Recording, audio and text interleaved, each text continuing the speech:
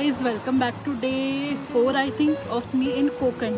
Today we are in the Malvan region and the first thing that we are exploring is obviously it has to be the Sindhudurga fort. Located just off the coast of Malvan in the Sindhudurga district is the fort that has stood guard for over 350 years. The fort is only accessible by boat. The ride itself is an experience.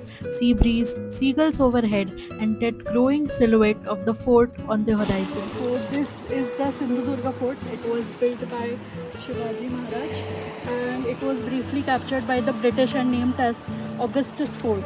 But again, when we got independence, it was named as the Sindhudurga Fort. So we are here at about 12 o'clock and it is hot, like really hot.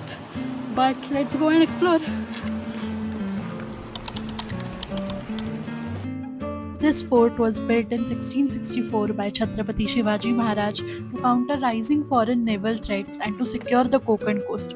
What's mind-blowing is over 100,000 tons of stone were used in its construction and the base was fortified using molten lead.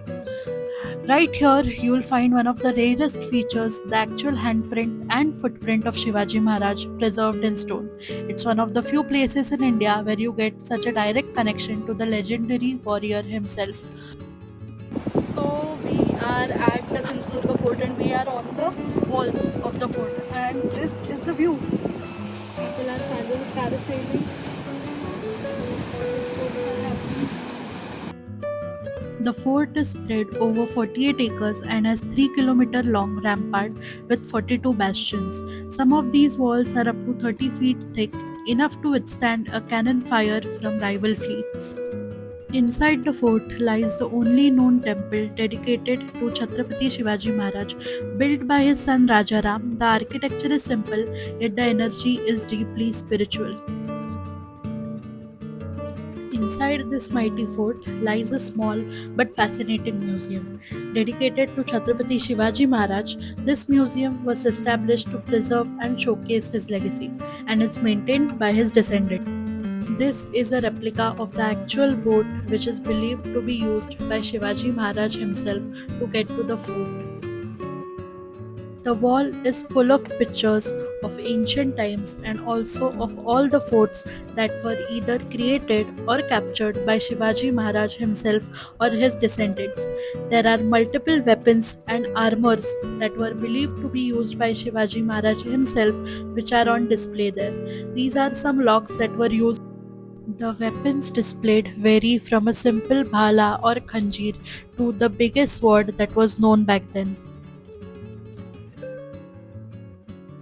The museum has managed to preserve historical documents, letters, and coins from the Maratha period.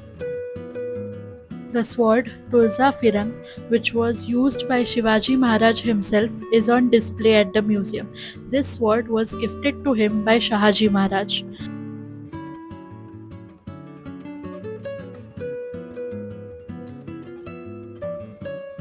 Right beside the talwar is the display of the infamous Vagnakha. Multiple pagdis of various sardars that used to work for Shivaji Maharaj are displayed according to their ranks.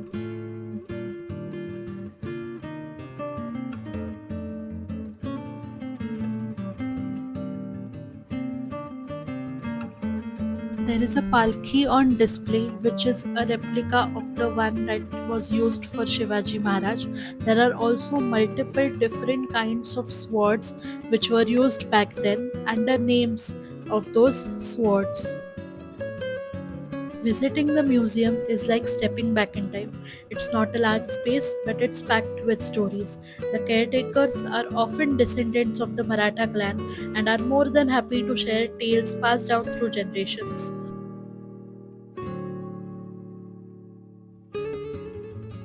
This is a map of Maratha occupied India. It's a must visit to those who love history and are fans of Chhatrapati Shivaji Maharaj. This museum is usually open from 9 am to 5 pm. So we have just visited the fort and now we are about to head back on the boat But this was a really interesting experience because the first ever mandir of Shivaji Maharaj is on this fort, so you must visit it.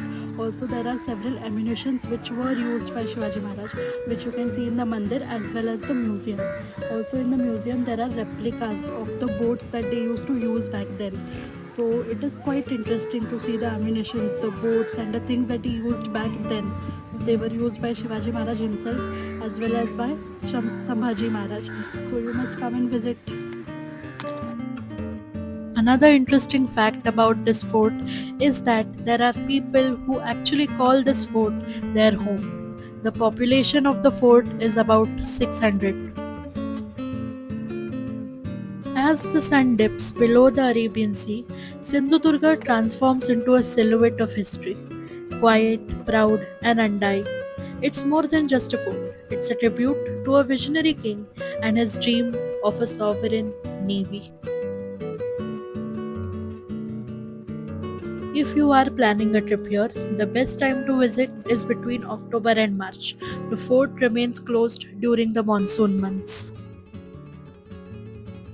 After visiting the fort, there are a bunch of water sports that you can try at the same beach. So we decided going scuba diving. There are a certain checklists that need to be checked before going scuba diving. They see if the water is clear and if the weather is appropriate. So when you get there, you take a boat from the shore and that boat takes you to another, which is right behind the Sindhudurga fort.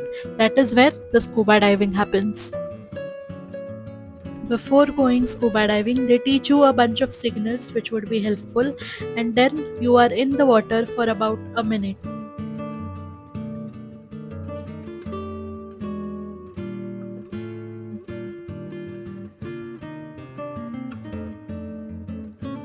And for those wondering how I got this footage, they themselves have a GoPro which they will shoot you with and then give you the footage on the boat itself. Got out of scuba diving for the first time ever. It is an experience of a lifetime. You must do it. I have no words. That is how beautiful it was.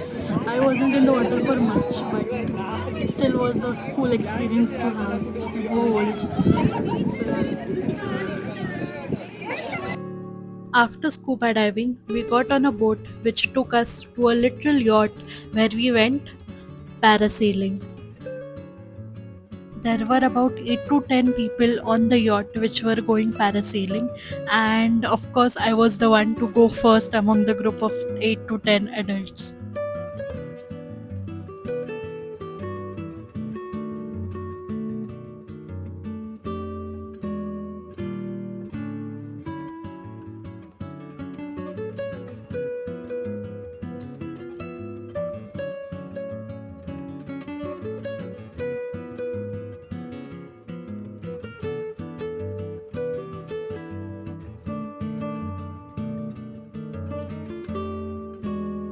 Before parasailing, they had offered us a dip, which was, of course, charged, and me being me, took it. And this was supposed to be a half dip, but as you can see, I was completely drenched in water.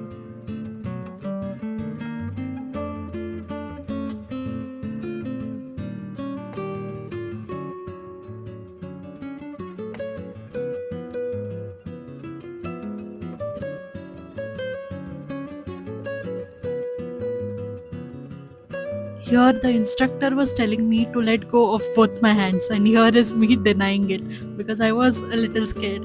But yeah, I tried doing it and I just let go of one hand and then the other. And that was how it ended.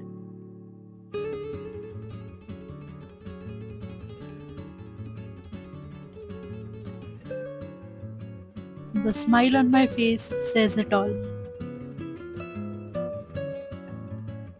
The advantage of me going first on the boat was that then I got to sit and relax and enjoy the views riding the yacht. After everybody was done, we got on another boat which took us to the shore.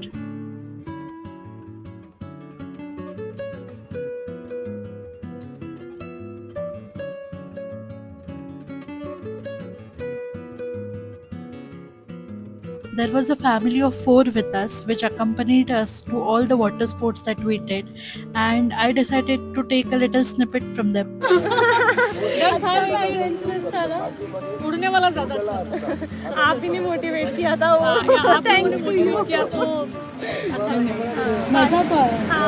Worth it था, once in a life. ज़्यादा worth it हो गया कि हम लोग मिल गए। नहीं तो नहीं कर पाए। मिलके बहुत अच्छा लगा आप लोगों से। नाम Janvi, Shreya.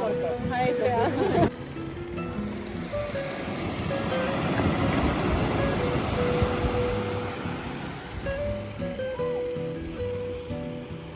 So this is it for day 4 of me in Konkan, and I think that was my trip.